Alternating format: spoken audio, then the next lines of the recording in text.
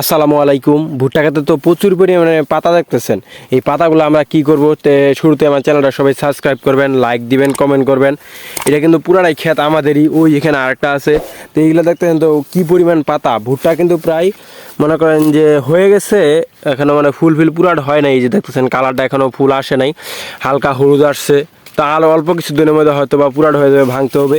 তো দেখতেছেন তো একটা ভুট্টার সাথে কতগুলা করে পাতা আছে। তার এই পাতাগুলো থাকলে কি হলো, মানে খেতে আর রোদটা পৌঁছাইতে পারে না।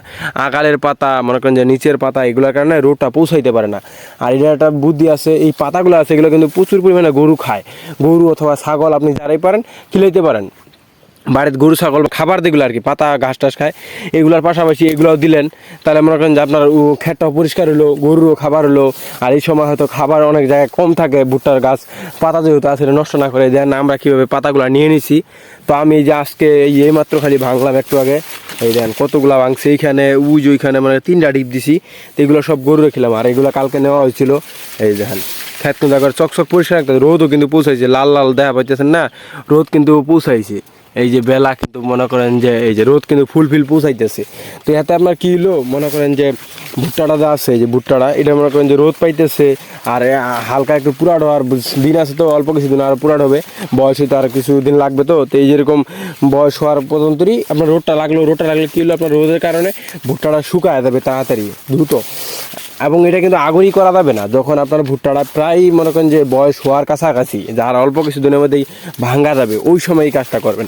এর পাশাপাশি আপনি যে আগালগুলো আছে এখানে কাটেও দিতে পারেন, অনেকে কাটে দেয়, হয়তো আমরাও কাটে দিব, যেহেতু পাতা নিতেছি নাও কাটতে পারি, কারণ পাতা তো নাই উপরে।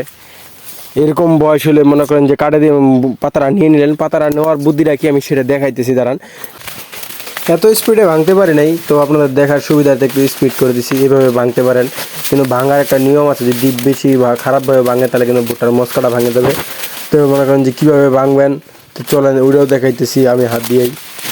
কিন্তু মনে করেন যে এই যে এমনভাবে টান দিবেন ভুট্টার পাতাটা, এই যে দেখতেছেন ভুট্টার ইয়ার সাথে ভুট্টার পাতাটা, এটা যদি এইভাবে টান দেন তাহলে কিন্তু এই ভুট্টার মশকাটা নড়ে দেয়। আর কোনো মশকা এখানে কিন্তু ভাঙে যায়। এটা কিন্তু আলতোভাবে মনে করেন যে লাগে আছে, আল্লাহর সৃষ্টি বুঝেন না, এই দেখেন কত সুন্দরভাবে লাগে আছে কিন্তু এইখানে।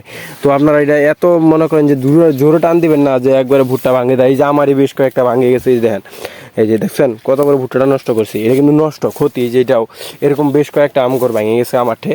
তো আপনারা এমনভাবে টান দিবেন না যেন ক্ষতি না হয়, যেন ক্ষতি হলে কিন্তু আপনারই লস। তাই আস্তে আস্তে কাজটা করবেন। তো এগুলো আব্বা ভাঙছে, তো মনে করেন যে যদি পাতাটা ভাঙেন তাহলে আপনার গরুর খাবারও হইলো, আপনার আবার মনে করেন যে একটা উপকার হয়ে গেলো, রোদ পৌঁছাইতে পারতেছে, ভুট্টা খেতে কোনো প্রকার ক্ষতি হচ্ছে না। এইগুলো হচ্ছে বাদামের পাতা। আর কদিন পরে যদি মনে করেন যে বাদাম উঠানো শুরু হয় ভুট্টার পাতা, তখন আর কেউ নিবে না, তখন মনে করেন যে বাদামের পাতা নিয়ে কারাকারি। আর এই গরু কয়টা খাবার খাবে, ভুট্টার পাতাই খাবে না বাদামের পাতাই খাবে, ঘাস। তো আজকে এই পর্যন্তই, ভালো থাকেন, সুস্থ থাকেন, আল্লাহ হাফেজ, আসসালামু আলাইকুম।